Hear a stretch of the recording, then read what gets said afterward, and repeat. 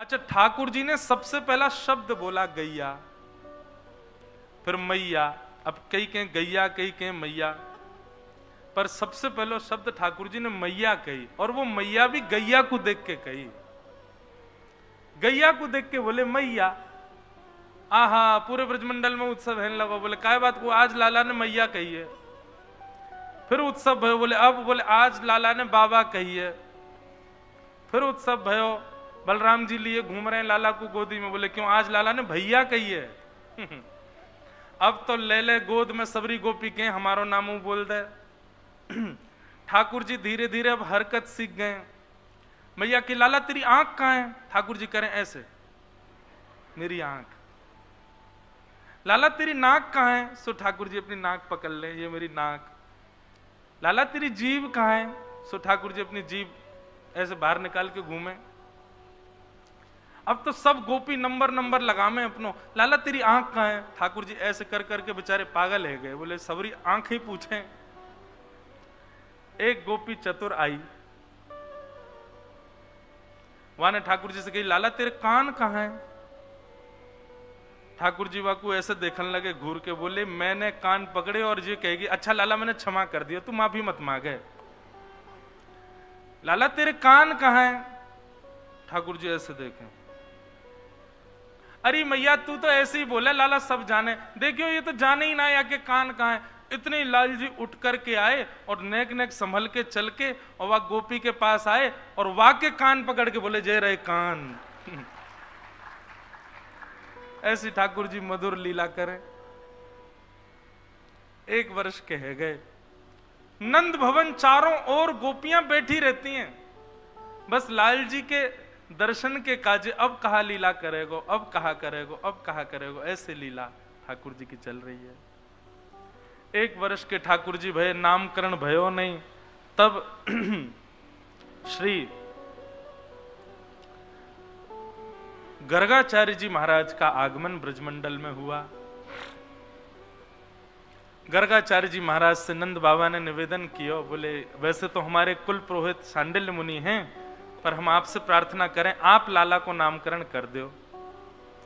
गर्गाचार्य जी बोले देखो हम हैं वसुदेव और देवकी के कुल पुरोहित, कहीं हमने आपके लाला को नामकरण कर दिया और कंस को पता चली कि गर्गाचार्य जी ने नामकरण किया है, तो उसको संशय हो जाएगा कि कहीं देवकी का जो बालक उसका शत्रु है वो कहीं यही तो नहीं है। गर्गाचार्य जी क्यों नामकरण कर रहे हैं? और बाबा आपको स्वभाव है, मैंने अभी आके सुनी वृंदावन में करवट उत्सव है, बोलवे को उत्सव, घुटरुन चले तो उत्सव, इतने उत्सव कौन करे? अरे बालकन को इतना ज्यादा प्रदर्शन नहीं करना चाहिए, नजर लग जाए बालकन को। बालकन को गोपनीय रखना चाहिए, ज्यादा उनको प्रस्तुत नहीं करना चाहिए। नंद बाबा बोले क्षमा कर दो, अब हम क्या करें, एक ही लाला है हमारो, तो और सब ब्रजवासी को अपनों ही लगे हमारे सब उत्सव करें। गर्गाचार्य जी बोले अब थोड़े गंभीर है, जाओ नेक उत्सव कम करो। ये नामकरण उत्सव इसका ज्यादा प्रचार मत करना। तो ठीक है।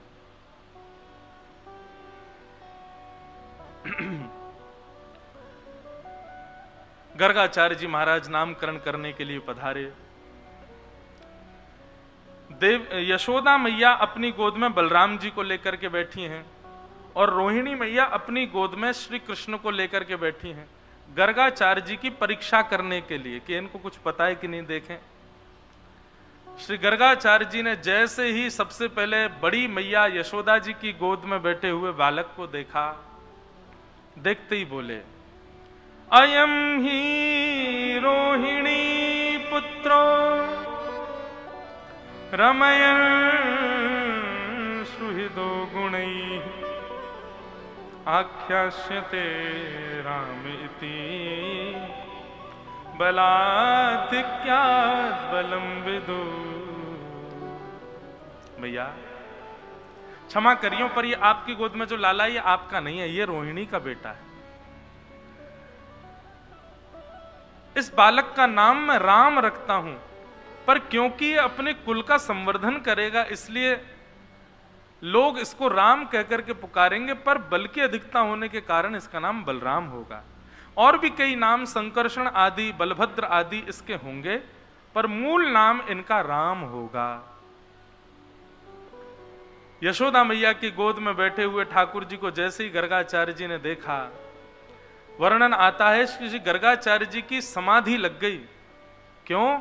श्री गर्गाचार्य जी देखते ही जान गए कि ये तो साक्षात परब्रह्म है, और ये वही परब्रह्म है जिनका मैं नित्य ध्यान करता हूं। शंख चक्र गदा पद्मधारी श्रीमन नारायण यज्ञ भोक्ता त्रिलोकीनाथ। जैसे ये विचार करके गर्गाचार्य जी के नेत्रों में अश्रु आ गए, बस हाथ कंपायमान होने लगे, प्रणाम करना चाहते थे, कहना चाहते थे मैया तुम्हारी गोद में जो ये बालक है ये कोई बालक नहीं है, ये तो साक्षात परमात्मा है। पर तुरंत ही ठाकुर जी ने अपने दृष्टि से गर्गाचार्य जी को देखा, उनको स्तब्ध कर दिया। थोड़ी देर की उनकी समाधि लगी, मानो ठाकुर जी उनके चित्त में जाकर के गर्गाचार्य जी को समझा रहे हैं, हे गर्गाचार्य जी, मैं प्रेम पावे के काजे या ब्रजमंडल में आया हूं। यशोदा मैया सब गोपी ब्रजवासी ये मुंह से यामारे प्रेम करें क्योंकि ये मुंह को अपनो लाला माने। कहीं इनको मेरी प्रभुता के बारे में पता चल गई कि मैं प्रभु हूं, मैं ईश्वर हूं, तो ये सब सहज प्रेम नहीं करेंगे, मुंह को ईश्वर मानकर के भजनों शुरू कर देंगे। मेरी आपसे प्रार्थना है, मैं इनके प्रेम को लेवे के काजे आया हूं, आप कृपा कर मैया को बताइए मत कि मैं परमात्मा। बंधु, प्रेम में अपने ईश्वरत्व को, अपने प्रभुत्व को छुपाया जाता है। जिस प्रेम में केवल और केवल अपनी योग्यताएं ही प्रकट की जाती हों, वो प्रेम नहीं हो सकता, वो स्वार्थ है। कोई व्यक्ति अपनी योग्यता इसलिए दिखा रहा है ताकि उसकी योग्यता पर तुम रीझ हो, पर प्रेम में योग्यता और प्रभुता का दर्शन नहीं कराया जाता। प्रेम में तो अपने प्रभुत्व को और ज्यादा छुपाया जाता है।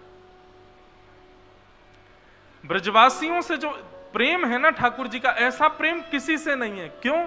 क्योंकि यहां ठाकुर जी को किसी ने प्रभु माना ही नहीं। आज भी बरसाने चले जाओ, ब्रजवासी तो पूछो ऊपर कौन विराज रही है, बोले हमारी लाडली जू विराज रही है। कोई ये नहीं कहेगा राधा रानी विराज रही है, बाहर के लोग बोलते हैं राधा रानी। और सही पूछो, ब्रजवासी राधा रानी बोलते ही नहीं है, ब्रजवासी श्यामा जू बोलेंगे, ब्रजवासी लाडली बोलेंगे। कभी कोई ब्रजवासी बोले कोई नहीं, कोई हम बार कोई पागल सो बोल दे राधा रमन, राधा वल्लभ बिहारी जी, नहीं तो मूल ब्रजवासी तो यही कहेगो अपने लाला को दर्शन करवे जा रहे हैं, अपने लाला की सुध लेवे जा रहे हैं, अपने लालन जी को निहारवे जा रहे हैं। वो कभी उनको प्रभु मानते ही नहीं है। इसीलिए ठाकुर जी को यहां बहुत प्रेम है।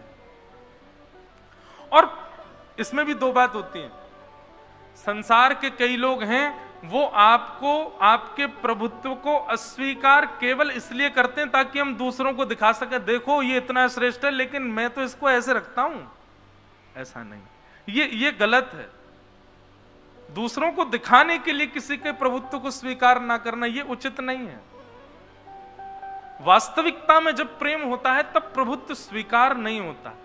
दिखावे के लिए किसी के प्रभुत्व को अस्वीकार करना यह संसार का नियम है।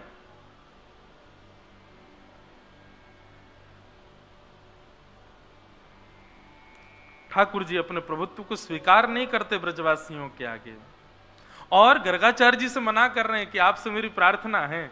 पर ब्रह्म हाथ जोड़ के कह रहे हैं कि मैया को मत बताइयो मैं लाला हूं, नहीं तो अबे तो मोको माखन खवावे, अपनी गोद में सुलावे, अपने संग में लेके जावे, और या को पतो चल गई मैं भगवान हूं तो मैं पुजारी को दियावेगी गोकुल में, और मां जाके यूं कहेगी भगवान ने भैया जाए मंदिर में रखो, दिन रात या की आरती पूजा करो, सेवा करो।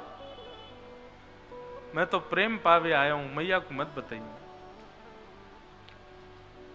इसलिए श्री गर्गाचार्य जी महाराज समाधिस्थ हो गए, और समाधि जब टूटी तो प्रणाम करते हुए बोले मैया आपकी गोद में जो ये बालक बैठा है ना, ये नारायण समो गुणी है, ये नारायण के समान गुण वाला है। अगर कभी ये कोई ईश्वरत्व कार्य करे तो आप संशय मत करना। बोले या को नाम तो धरो, या को नाम कहा है? गर्गाचार्य जी बोले बहुनि संति नामानि रूपाणी च गुणस्यते। मैया आपके अलाला के बहुत सारे नाम होंगे। यशोदा मैया बोली बाबा तेरे पाम पूजूं, बहुत सारे नाम मत धरे, एक मुंह को कोई नाम बताए दे जाके मैं अपने लाला बुलाए करूं। या कि बहुत सारे नाम होंगे। गर्गाचार्य जी तो बता रहे इस पे तो इसके नामों की तो सहस्त्रावली होगी मैया, गोपाल सहस्रनाम, विष्णु सहस्रनाम। बोले तेरे पाम पूजू बाबा, मुंह को एक नाम बता, मेरे लाला को कहा नाम। तब गर्गाचार्य जी कहते हैं आसन वर्णास्त्रयो ह्यस्य गुह्यतो नुयुगम तनु शुक्ले रक्तस्तथा पीत इदानीं कृष्णतां गतः। भैया आपका ये लाला पहले भी जन्म ले चुका है और इसके पूर्व के अवतारों में अलग अलग वर्ण था, कभी श्वेत वर्ण था, कभी रक्त वर्ण था, कभी पीत वर्ण था। इस बार ये कृष्ण वर्ण का है, इसलिए मैं इसका नाम कृष्ण रखता हूं। इदानीं कृष्णतां गतः। मैंने बताया ना, कर्षतीत कृष्ण, जो सबका आकर्षण करता हो वो कृष्ण है। कृष्ण शब्द का दूसरा अर्थ होता है काला। काला नहीं, थोड़ा गहरा रंग हो। अच्छा, गहरे रंग की खासियत होती है दूर से देखो तो काला ही दिखेगा, लेकिन समीप जाओ तो जैसे जैसे समीप जाओ, अब गहरा हरा रंग हो दूर से देखो तो काला दिखेगा, गहरा नीला रंग हो दूर से देखो काला दिखेगा। अगर आपको बिहारी जी काले दिख रहे हैं, राधारमण जी काले दिखते हैं, राधा वल्लभ जी काले दिखते हैं, तो या को मतलब है दृष्टि अभी दूर है, भक्ति में अभी आपके में दूरी है। यही मारे आपको ठाकुर जी काले दिख रहे हैं, वो काले नहीं है। तो बोले उनको वर्ण कौन सा है? बोले कृष्ण वर्ण है। बोले वो कैसा है? बोले वो तो तभी दिखेगा जब दृष्टि कार्य ते नेक और भक्ति बढ़ेगी, तब कार्य ते ठाकुर जी कछु अलग दिखेंगे, तब पता चलेगी वास्तविक रंग कौन सा है इनको। ये भी एक सूत्र है कि जब तक श्याम सुंदर काले दिख रहे हैं तब तक समझो कि अभी भक्ति सूक्ष्म ही है। वो काले नहीं है, वो कृष्ण है।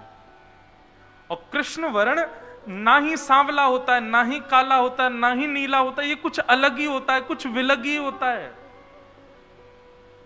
कैसा वर्ण है जिसको देखते ही आकर्षण हो जाता है। किसी गहरे कॉम्प्लेक्शन वाले व्यक्ति से कभी आकर्षण होता है क्या? नहीं होता। हम मानवों का तो कभी नहीं होता। श्री कृष्ण से कैसे हो सकता है? क्योंकि उनका वर्ण काला नहीं है, कृष्ण वर्ण है। और वो कृष्ण वर्ण कैसा है, उसी के लिए तो प्रयास कर रहे हैं कि वो दिखे, वो है कैसा। भगवान का नाम कृष्ण रखा गया। अब तो जैसे ही ठाकुर जी को नामकरण है गयो, लाल जी नेक और बड़े हैं लगे। अब तो जैसे जैसे नेक और भय, ठाकुर जी चलनो भी सीख रहे हैं, दहली पार करनो भी सीख रहे हैं। बड़ी लीलाएं ठाकुर जी की, इतनी सारी लीलाएं हैं, कभी मन करे कितनों विस्तार से कहें ठाकुर जी की वृंदावन ब्रज लीला को। लेकिन श्री सुखदेव जी महाराज अब वर्णन करते हैं कि ठाकुर जी 3.5 वर्ष के हो गए, और जैसे ही लाल जी 3.5 वर्ष के भय हैं, ठाकुर जी इतनो उधम मचा में जाकी कोई सीमा नहीं। श्रृंग्यग्निडंश्च जलद्विज कंटकेभ्य। बंधुओं, भगवान की जितनी भी लीलाएं हैं ना, उनमें ये माखन चोरी लीला जो है, ये बड़ी मधुर लीला है। ठाकुर जी माखन चोरी क्यों करते हैं, ये मैं पहले लीला सुनाऊंगा, फिर उसके बाद उसका मूल भाव बताएंगे। ठाकुर जी श्रृंगी गैयाओं के सींगों से लटक जाते हैं, और तब तक लटके रहे जब तक गैया खड़ी ना हो जाए, और जैसे ही गैया खड़ी हो जाए सोई ठाकुर जी को झूला बन जाए, लटक गए वहीं पे। अब गैया जहां दौड़ रही है, ठाकुर जी लटके लटके डोल लें, ठाकुर जी को झूला। लेकिन गैया के सींग में कभी कभी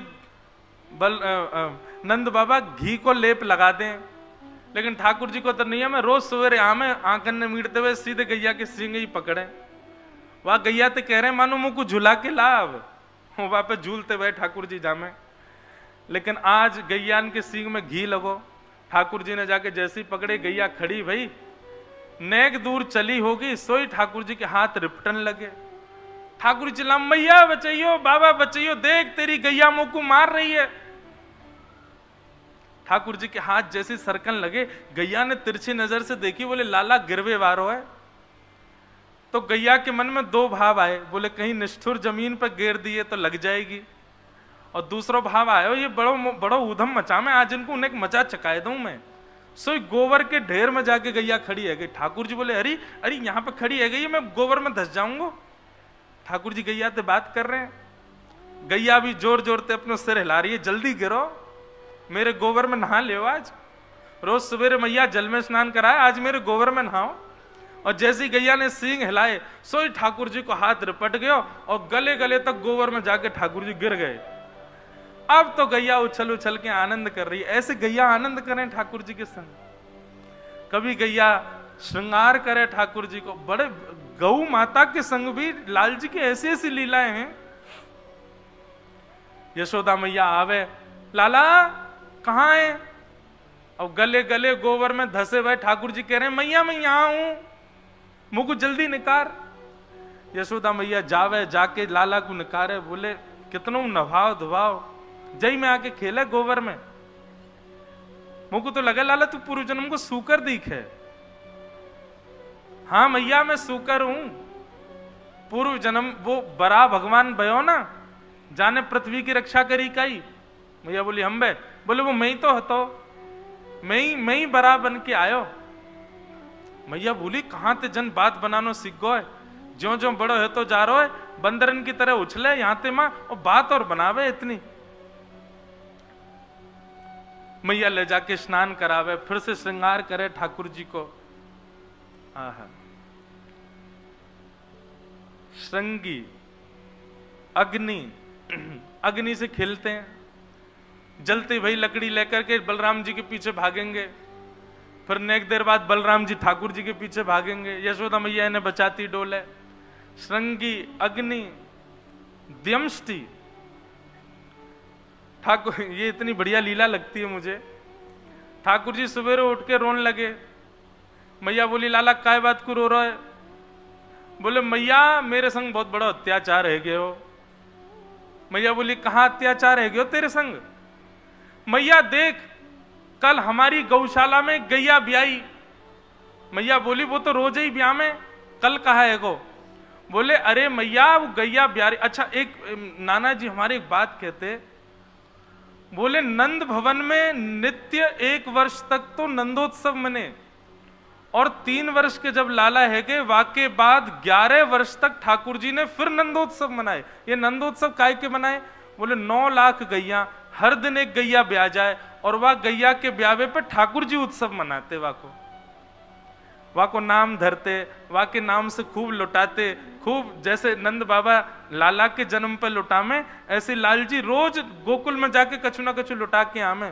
सब गोकुल वाले ने पता हो किया कि कोई गैया ब्याह गई होगी आज। इतनी सारी गैया है।